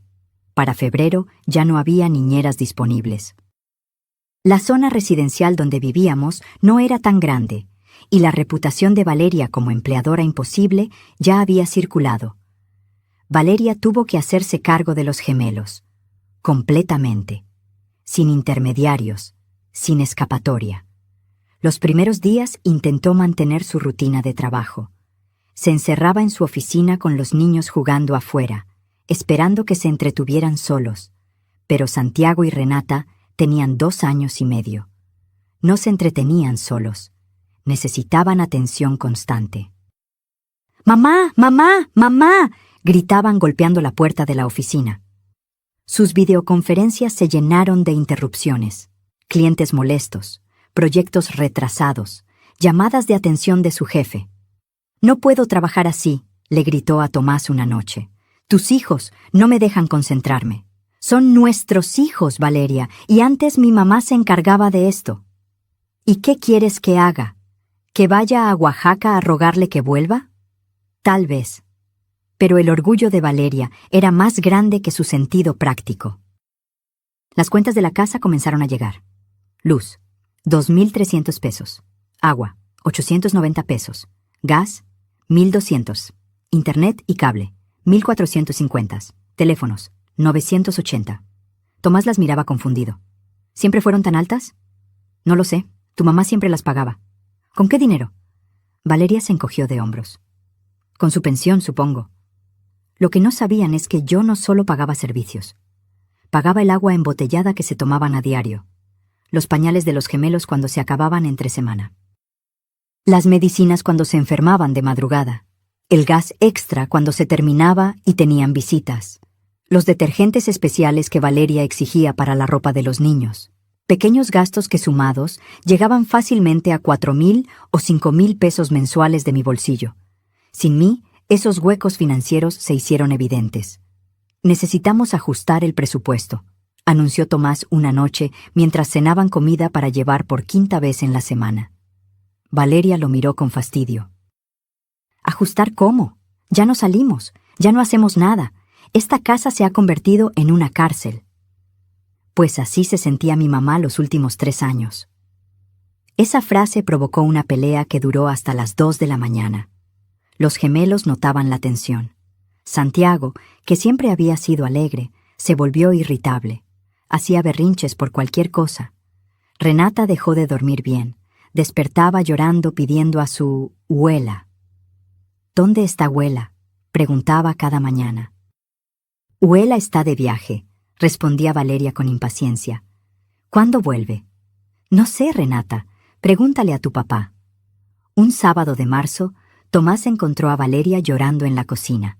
La casa era un desastre. Juguetes regados por toda la sala, trastes sin lavar desde el día anterior, montañas de ropa sin doblar en el sillón. «No puedo más», sollozaba. «No puedo con todo. No puedo con los niños, con la casa, con el trabajo. Tu madre hacía que se viera fácil. Porque le dábamos todo el trabajo a ella». «¿Y qué querías? ¿Que le pagáramos?» «Sí, Valeria, exactamente eso. Deberíamos haberle pagado. O mejor aún, deberíamos habernos mudado hace 3 años como dijimos que haríamos». Valeria se limpió las lágrimas con rabia. «¿Y ahora qué? ¿Me vas a echar la culpa de todo?» «No es culpa, Valeria, es realidad. Abusamos de mi mamá, los dos, y ella se cansó». Las peleas se hicieron rutina. Discutían por dinero, por quién cuidaba a los niños, por quién limpiaba, por quién cocinaba. Todo lo que yo hacía silenciosamente ahora era campo de batalla. Los mensajes de Tomás en mi buzón se volvieron más desesperados. «Mamá, por favor, necesitamos hablar. No sé cómo lo hacías. Los niños me preguntan por ti todos los días. Valeria y yo no paramos de pelear. Creo que esto está destruyendo nuestro matrimonio. ¿Puedes al menos decirme qué hice mal? Necesito entenderlo». Rosa me mostraba los mensajes. «¿Vas a contestarle?» «Todavía no. Necesita tocar fondo». «Ya está bastante abajo, hermana». «Pero no ha entendido. Sigue pensando que el problema es que yo no estoy. No entiende que el problema es cómo me trataron cuando estaba». En abril, 3 meses después de mi partida, Tomás finalmente hizo algo que no había hecho en años. Se tomó una semana de vacaciones para quedarse en casa. Quería entender. Quería vivir lo que yo había vivido. Lunes. Los gemelos lo despertaron a las 5:30 a.m. Para las 9:00 a.m. ya estaba agotado. Había cambiado 4 pañales, preparado 2 desayunos que terminaron en el piso, separado 3 peleas y limpiado jugo derramado en el sillón. Martes. Santiago se enfermó del estómago. Vómito por todos lados, ropa que lavar cada hora. Renata contagiándose para el miércoles. Miércoles. 2 niños enfermos, llorando al mismo tiempo. Valeria encerrada en su oficina porque tenía una presentación importante. Tomás corriendo entre ambos, sin saber a quién atender primero. Jueves. Los niños mejor, pero la casa era zona de desastre. Montañas de ropa sucia, trastes que se habían acumulado, baños que necesitaban limpieza profunda. Viernes. Tomás intentó cocinar algo saludable para los niños. Quemó el arroz, Santiago escupió las verduras, Renata solo quería nuggets. Terminaron comiendo cereal para la cena. Sábado por la noche, Tomás se sentó en el piso de la sala con la espalda contra el sillón. Los gemelos finalmente dormidos, Valeria en la regadera, la casa en silencio, y lloró. Lloró porque entendió que yo había hecho eso todos los días durante 2 años completos, sin queja, sin descanso, sin agradecimiento. Entendió que no lo había dejado por capricho o berrinche, lo había dejado por supervivencia. El domingo por la mañana, sin avisarle a Valeria, compró un boleto de autobús a Oaxaca. Rosa me llamó. Viene en camino. Lo sé. ¿Estás lista? Más que nunca. Porque después de 3 meses de paz, de cerámica, de construirme de nuevo, finalmente estaba lista para enfrentar a mi hijo, pero no como la madre sumisa que había sido, como la mujer que había aprendido a valorarse. Cuando mi hijo finalmente me escuchó, Tomás llegó a Oaxaca un domingo por la tarde. Rosa me avisó desde la planta baja. Ofelia, está aquí. Me miré al espejo de mi cuarto. La mujer que me devolvió la mirada era diferente a la que había huido en Navidad. Tenía color en las mejillas. El cabello blanco brillaba limpio y bien cortado, gracias a Socorro, que me había llevado con su estilista. Mis ojos ya no cargaban esas ojeras profundas. Vestía un huipil sencillo que Rosa me había regalado y pantalones cómodos. Me veía como alguien que vivía, no como alguien que solo sobrevivía. Bajé las escaleras despacio. Tomás estaba en la sala, de pie junto a la mesa donde Rosa trabajaba sus textiles. Se veía terrible.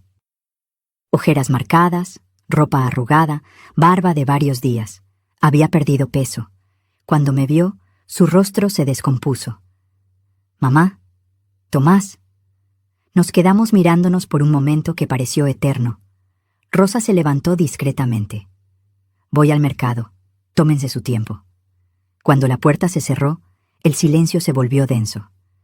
Te ves bien, dijo finalmente. Lo estoy. Los niños te extrañan. Preguntan por ti todos los días. No respondí. Esperé. Él se pasó las manos por el cabello con desesperación. Mamá, esto tiene que terminar. Necesitamos que vuelvas. No podemos seguir así. Ahí estaba. El discurso que había venido a dar. La súplica envuelta en necesidad. Lo escuché completo, esperando el momento correcto. Las niñeras no funcionan. Valeria y yo peleamos todo el tiempo. Los niños están descontrolados. La casa es un desastre. No sé cómo lo hacías tú, pero nosotros no podemos. Su voz se quebró. Por favor, mamá, vuelve a casa. Me senté en el sillón de Rosa, ese de tela de algodón con bordados zapotecos. Tomás se quedó de pie, esperando que yo cediera como siempre había cedido. ¿Extrañas a tu madre o extrañas a la niñera gratis? Se quedó paralizado. ¿Qué? Respóndeme, Tomás. Cuando piensas en que yo vuelva, ¿piensas en verme, en abrazarme, en preguntarme cómo estoy? ¿O piensas en quién va a cambiar los pañales de tus hijos? Mamá, eso no es justo. ¿No es justo? Hablemos de lo que no es justo. Me levanté, sintiendo una fuerza que no sabía que tenía. ¿Es justo que me hayan quitado mi recámara? ¿Es justo que terminara en el cuarto de servicio de mi propia casa? ¿Es justo que Valeria vendiera el piano de tu padre por 8,000 pesos cuando valía más de 150,000? ¿Qué? Fui a mi cuarto y bajé con la libreta donde había anotado todo. Se la extendí. Lee. Tomás abrió la libreta con manos temblorosas. Sus ojos recorrieron la lista que había hecho con tanto cuidado. Piano de Palisandro, vendido por 8,000, valor real, 150,000. Porcelanas de la abuela, vendidas por $2,500, valor incalculable. Reloj de oro de tu padre, desaparecido, valor 45,000. Mecedora de mimbre, vendida por $800, juego de té de plata, regalado a prima de Valeria, valor 12,000. Librero de caoba del abuelo, donado sin permiso, discos de vinilo, desaparecidos. La lista continuaba. 32 artículos. Un inventario completo de todo lo que había perdido en 3 años. Al final de la lista había escrito: total aproximado en pérdidas materiales, 287,300 pesos. Total en pérdidas sentimentales, invaluable. El rostro de Tomás palideció mientras leía. Mamá, yo no sabía. Valeria nunca me dijo. ¿Y tú nunca preguntaste? Cuando las porcelanas de tu abuela desaparecieron, ¿preguntaste a dónde fueron? Cuando el piano ya no estaba, ¿te importó? Cuando te dije que no encontraba el reloj de tu padre, ¿lo buscaste? Yo pensé que tú habías guardado esas cosas. Las guardé durante años, Tomás, con cuidado, con amor, porque eran nuestra historia familiar, y tu esposa las vendió como si fueran basura de tianguis. Se dejó caer en el sillón. Dios mío. Y eso es solo lo material. ¿Quieres que hablemos de lo demás? Me senté frente a él, mirándolo directamente a los ojos. 2 años cuidando a tus hijos desde las 6 de la mañana hasta las 10 de la noche. 7 días a la semana, sin un solo día libre, sin sueldo, sin ni siquiera un gracias constante. Tú dijiste que querías ayudar. Ayudar, Tomás, no ser explotada. Ayudar es unas horas al día, unas veces por semana. Lo que yo hice fue criar a tus hijos porque ni tú ni Valeria querían hacerlo. Eso no es cierto. Nosotros. ¿Ustedes qué? ¿Cuántas veces bañaste tú a los gemelos? ¿Cuántas noches te levantaste cuando lloraban? ¿Cuántas veces los llevaste al doctor? Dime, Tomás, dame un número. Silencio. Yo te lo digo, 0. La respuesta es 0, porque cada vez que tus hijos necesitaban algo, me lo entregaban a mí como si yo fuera su madre, y no su abuela. Trabajaba todo el día. Y yo no trabajaba, ¿verdad? Porque cuidar niños no es trabajo, limpiar no es trabajo, cocinar no es trabajo, lavar montañas de ropa no es trabajo. Mi voz subió de volumen. ¿Sabes cuánto cuesta una niñera de tiempo completo, Tomás? Entre 12,000 y 15,000 pesos al mes. Yo hice eso gratis durante 2 años, 24 meses. Esos son 300,000 pesos que me debían. Hizo cuentas mentalmente. Su rostro se descompuso aún más. Y aún así, continué, aún así podría haberlo sobrellevado si al menos me hubieran tratado con respeto. Pero me hicieron invisible en mi propia casa. ¿Recuerdas mi cumpleaños hace 4 meses? ¿Tu cumpleaños? Empezó, confundido. Valeria organizó una reunión familiar, en mi casa. Presentó a su madre como la invitada de honor. Yo serví toda la noche como si fuera la empleada. Y cuando pensé que nadie me escuchaba, oí a tu esposa decirle a su prima: «Pobre, ya no sirve para mucho, pero ayuda con los niños». Tomás cerró los ojos. «Mamá, ya no sirvo para mucho». Esas fueron sus palabras. Y tú nunca me defendiste, nunca me protegiste, nunca me viste. Las lágrimas comenzaron a rodar por las mejillas de mi hijo. Lo siento. Dios, mamá, lo siento tanto. ¿Qué es lo que sientes exactamente? ¿Que me fui? ¿O cómo me trataron? Todo. Siento todo. Se limpió la cara con las manos. Tienes razón. En todo. Fuimos egoístas. Yo fui egoísta. Dejé que Valeria tomara control de tu casa y no dije nada. Dejé que te quitaran tu espacio y pensé que estabas bien porque nunca te quejabas. Me quejé, Tomás, muchas veces. Pero me callabas. Me decías que no exagerara, que no hiciera drama, que entendiera. Lo sé. Y estuvo mal. Todo estuvo mal. Se arrodilló frente a mí, algo que no hacía desde que era niño. Mamá, perdóname. Por favor. Perdóname por no verte, por no escucharte, por dejarte sola en Navidad, por todo. Lo miré. Realmente lo miré. Vi a mi hijo adulto llorando como cuando era pequeño y se caía de la bicicleta. Vi al hombre que crié, que eduqué, que amé con cada fibra de mi ser. Pero también vi al hombre que había permitido que me destruyeran. Tu perdón lo acepto, Tomás, porque eres mi hijo y te amo. Pero eso no significa que las cosas volverán a ser como antes. ¿Qué quieres decir? Respiré profundo. Quiere decir que si quiero volver a ser parte de tu vida, será en mis términos. No en los de Valeria, no en los tuyos, en los míos. ¿Qué necesitas? Primero, necesito que entiendas que esa casa es mía, solo mía. Las escrituras están a mi nombre. Tu padre y yo la pagamos. Ustedes han vivido ahí 3 años sin pagar renta, sin pagar servicios completos, sin contribuir realmente. Asintió, esperando. Hablé con un abogado antes de irme. Esa casa se puede rentar en 25,000 pesos mensuales fácilmente. Así que ustedes tienen 2 opciones. Rentan la casa oficialmente por 22,000 pesos al mes con contrato legal, o se mudan y yo busco otros inquilinos. 22,000, calculaba mentalmente. Es un precio justo, Tomás, menos de lo que vale en el mercado, pero ya no vivirán gratis a mis costillas. Está bien, lo haremos, firmaré lo que sea necesario. Segundo, continué, yo me quedo en Oaxaca. Aquí tengo mi vida ahora, tengo mis clases de cerámica, tengo amigas, tengo paz. Su rostro se descompuso. ¿No vas a volver? Los visitaré una vez al mes, como abuela, no como niñera. Llegaré, abrazaré a mis nietos, pasaré tiempo de calidad con ellos, y me iré. El resto del tiempo, ustedes se encargan de ser los padres que eligieron ser.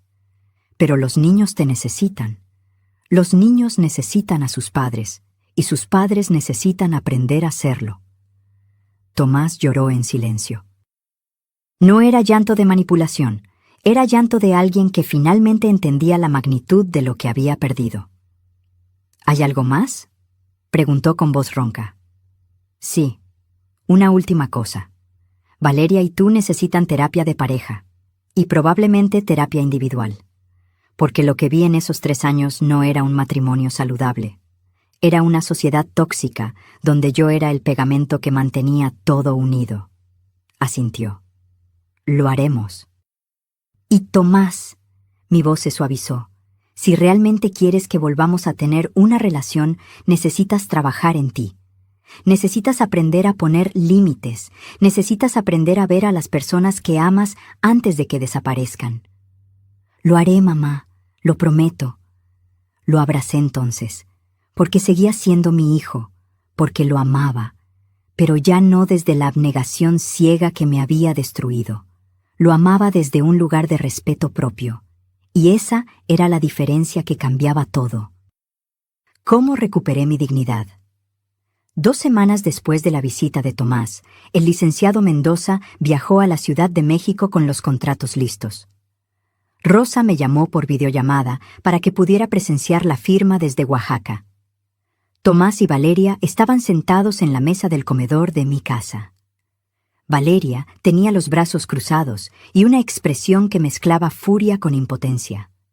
Tomás se veía resignado, pero también aliviado, como si finalmente hubiera claridad después de meses de caos. «Señora Valeria, señor Tomás», comenzó el licenciado con tono profesional. «Este es un contrato de arrendamiento estándar. La propiedad, ubicada en calle Jacarandas, 342, Colonia San Ángel, se rentará por la cantidad de 22,000 pesos mensuales. El pago debe realizarse los primeros 5 días de cada mes, mediante transferencia bancaria a la cuenta que aparece en el anexo. Valeria lo interrumpió. Esto es ridículo. Es la casa de la familia. El licenciado no se inmutó. Es la propiedad de la señora Ofelia Reyes, según consta en las escrituras públicas. Ustedes han residido aquí como huéspedes los últimos 3 años. Este contrato formaliza su estancia y protege los derechos de ambas partes. ¿Y si no firmamos?, preguntó Valeria desafiante. Entonces la señora Ofelia iniciará un proceso legal de desalojo. Como propietaria, está en todo su derecho. El proceso toma aproximadamente 90 días. Durante ese tiempo, ustedes tendrían que buscar otra vivienda. Y Tomás puso su mano sobre la de Valeria. Vamos a firmar. ¿Perdón? Tiene razón, Valeria. Es su casa. Siempre lo fue. Hemos vivido aquí gratis demasiado tiempo. Esto es justo. Valeria lo fulminó con la mirada, pero Tomás ya había tomado la pluma. Firmó en cada página marcada, sus iniciales firmes y claras. Después de un largo silencio tenso, Valeria también firmó, aunque cada trazo parecía causarle dolor físico. «Excelente», dijo el licenciado guardando las copias. «Una copia para ustedes, una para la señora Ofelia y una para el archivo notarial. El primer pago vence el 5 de mayo. ¿Alguna pregunta?» «¿Y qué pasa con las reparaciones?», preguntó Tomás. «El calentador está fallando». Según el contrato, reparaciones menores son responsabilidad del inquilino. Reparaciones mayores, de la propietaria. Pueden enviar un reporte formal y se evaluará cada caso. Cuando el licenciado se fue, escuché a través del teléfono de Rosa cómo Valeria explotó. ¿Estás contento? Tu madre nos convirtió en inquilinos, en nuestra propia casa. Nunca fue nuestra casa, Valeria. Era de ella, y la tratamos tan mal que prefirió irse a vivir a otra ciudad que seguir aquí con nosotros. Eres un débil. Siempre lo has sido. Primero con tu madre, ahora con esto. Y tú eres una aprovechada que vendió las pertenencias de mi familia como si fueran chatarra. ¿150,000 pesos, Valeria? ¿Vendiste el piano de mi padre por 8,000 cuando valía 150,000? El silencio que siguió fue elocuente. «No sabía», empezó ella. «Claro que sabías. Por eso nunca me dijiste cuánto te dieron. Por eso desapareció el reloj de oro. Por eso todo lo que tenía valor se fue evaporando mientras tú redecorábamos con basura de IKEA». Escuché pasos, una puerta azotándose. Tomás suspirando profundamente. Rosa colgó poco después. ¿Escuchaste todo? Suficiente. ¿Cómo te sientes? Victoriosa. Y lo decía en serio. El primer pago llegó el 3 de mayo. 22,000 pesos depositados puntualmente en mi cuenta. Más mi pensión de 12,000 sumaban 34,000 pesos mensuales. Con ese ingreso no solo podía vivir dignamente, podía prosperar. Aumenté mis clases de cerámica a 3 veces por semana. Compré un torno pequeño para practicar en casa de Rosa. El maestro Aurelio me invitó a participar en un mercado artesanal que se organizaba cada domingo en el Zócalo. Tus piezas tienen algo especial, Ofelia. La gente conecta con ellas. Tenía razón. Cada domingo vendía entre 3 y 5 piezas. Cuencos, tazas, platos pequeños. Nada muy elaborado, pero cada uno hecho con cuidado y amor. El dinero extra lo guardaba. Ya tenía un plan. En junio, Tomás cumplió su palabra de visitarme una vez al mes. Llegó con los gemelos un sábado por la mañana. Había rentado un auto y manejado las 5 horas desde la Ciudad de México. Cuando Santiago y Renata me vieron, corrieron hacia mí gritando, «¡Huela! ¡Huela!».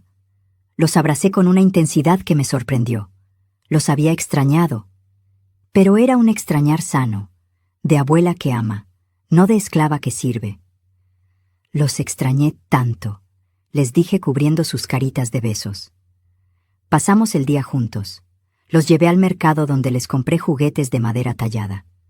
Comimos tlayudas en un puesto que Rosa recomendó. Los llevé a mi taller de cerámica donde el maestro Aurelio les dio arcilla para que moldearan lo que quisieran. Renata hizo una serpiente deforme. Santiago, un círculo con hoyos que insistió era un queso. Ambos estaban llenos de barro y felicidad. «¿Ya no vives con nosotros, Güela?», preguntó Renata mientras comíamos nieve de leche quemada. «Ahora vivo aquí, mi amor, pero los visito. Y ustedes pueden visitarme también». «¿Por qué te fuiste?». Tomás intervino. «Porque Güela necesitaba su propio espacio, y papá fue tonto y no se dio cuenta a tiempo. Pero ahora vendremos a verla seguido, ¿sí?». Los niños asintieron, conformes con esa explicación simple. Por la noche, después de acostar a los gemelos en la habitación de visitas que Rosa había preparado, Tomás y yo nos sentamos en la terraza. «Valeria y yo estamos en terapia», dijo sin que yo preguntara. «¿Cómo va?». «Difícil, doloroso, pero necesario». Tomó un sorbo de su café. El terapeuta nos hizo ver que nuestro matrimonio estaba construido sobre bases muy frágiles. Yo trabajaba para escapar de casa. Ella jugaba a ser influencer para no lidiar con ser madre. Y tú eras la que sostenía todo. ¿Y ahora? Ahora estamos aprendiendo. Valeria redujo sus horas de trabajo para estar más con los niños. Yo llego más temprano. Cenamos juntos. Bañamos a los gemelos juntos. Es agotador, mamá. No sé cómo lo hacías tú sola. Porque no tenía opción. Ustedes me la quitaron. Asintió avergonzado. El terapeuta también sugirió que tal vez necesitemos terapia familiar, contigo incluida, cuando estés lista. Tal vez, eventualmente. ¿Nos perdonarás algún día? Lo miré. Mi hijo, mi único hijo, el niño que había criado, al que le había enseñado a caminar, a leer, a ser hombre de bien, el hombre que me había fallado pero que ahora intentaba enmendarlo. Ya los perdoné, Tomás, pero el perdón no significa olvidar. Significa que ya no cargo con el peso del resentimiento, que elegí mi paz sobre mi rabia. Gracias, mamá. Pero escúchame bien, nunca volveré a vivir así. Nunca volveré a hacerme invisible para que otros brillen. Nunca volveré a dar tanto de mí que no quede nada para mí misma. No te lo pediría. Te prometo que no. En julio recibí una llamada inesperada. Era Valeria. Ofelia. Su voz sonaba extraña, casi humilde. ¿Podemos hablar? Habla. Necesito pedirte perdón. Por todo. Por vender tus cosas. Por tratarte como te traté. Por hacerte sentir invisible en tu propia casa. Hizo una pausa. No tengo excusa. Fui egoísta y cruel, y si pudiera devolverte todo lo que te quité, lo haría. No puedes devolvérmelo, Valeria. Está hecho. Lo sé, pero quiero que sepas que estoy tratando de ser mejor, con los niños, con Tomás, y si algún día puedes perdonarme. El perdón es un proceso, Valeria. No es algo que se da automáticamente porque alguien lo pide. Se gana con acciones consistentes, no con palabras bonitas. Entiendo, solo gracias por escucharme. Colgó. Rosa, que había escuchado mi lado de la conversación, me miró con orgullo. Mira quién eres ahora, fuerte, clara, sin permitir que te manipulen. Aprendí de la mejor, sonreí señalándola. En agosto participé en mi primera exposición formal. Una galería pequeña en el centro de Oaxaca estaba mostrando nuevas voces artesanales y el maestro Aurelio me nominó. Presenté una colección de 12 piezas llamada Renacer. Cada una representaba una etapa de mi transformación. Había un plato agrietado que había reparado con técnica kintsugi, las fracturas resaltadas con polvo de oro. Un jarrón con forma de capullo abriéndose. Una taza con raíces creciendo desde la base. Socorro vino a la inauguración. Rosa invitó a medio mercado. Tomás hizo el viaje con los gemelos para estar presente. «Mira, Santiago», le decía mostrándole mis piezas. «Esto lo hizo tu abuela». «Es un artista». «Es bonito», dijo el niño con sincera admiración. Vendí 8 de las 12 piezas esa noche. El dinero no importaba tanto como lo que significaba. Alguien valoraba mi trabajo. Alguien consideraba que lo que yo creaba tenía valor suficiente para llevárselo a casa. Esa noche, de regreso en casa de Rosa, me senté en mi mecedora con una taza de té de manzanilla. La urna con las cenizas de Rodrigo estaba en mi buró, donde la guardaba siempre. «Lo logramos, amor», le susurré. Encontré mi camino de regreso a mí misma. Y mientras la ciudad antigua respiraba bajo las estrellas, mientras el olor a copal se filtraba por mi ventana, mientras las voces de Rosa y sus amigas se reían en la planta baja, sentí algo que no había sentido en años. Sentí que estaba exactamente donde debía estar. No en el cuarto de servicio de una casa que ya no me veía, sino en mi propio espacio, con mi propia vida, siendo finalmente yo misma. Porque a veces la justicia más dulce no es vengarse, es florecer. Reflexión final. Pasó un año completo desde aquella mañana de Navidad cuando desperté con un mensaje que cambió mi vida. Hoy tengo 69 años.